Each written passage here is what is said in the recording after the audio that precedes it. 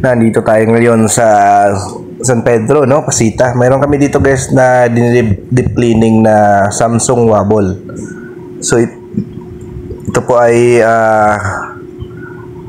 nilinis natin ngayon, no? So ang gagawin natin guys, so ito ay 9 kg capacity, no? So ayan guys, oh, 9 kg dito makikita sa kanyang sticker sa likod, no? Kung wala doon nakalagay sa kanyang top cover, no? So ang topic natin ngayon guys ay ang sukat ng kanyang suspension rod, no? Kasi ito yung kadalasan nagkakaproblema sa washing, lalo na kapag nagkaroon ng alog, no?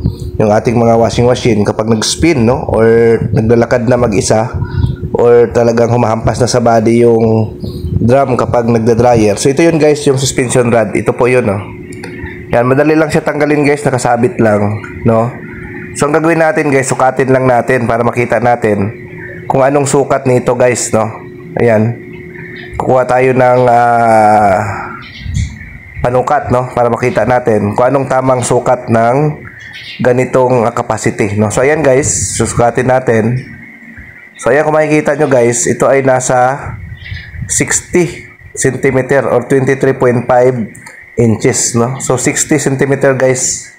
So ibig sabihin guys, kapag ganito ang inyong washing machine ay 9 kg na Samsung Wobble, ang sukat po ng kanyang suspension rod ay 60 cm, no? So ayan, no? Kung kayo po ay may ganitong model o ganitong brand, ganitong capacity, alam nyo na guys, no?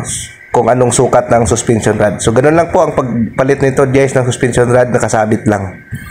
Ayan, so yon, no? Sa sunod na video guys, ibang capacity, ibang brand na naman yung ilalabas natin, no? Para alam ng lahat kung anong sukat yung bawat capacity ng ating washing. Thank you.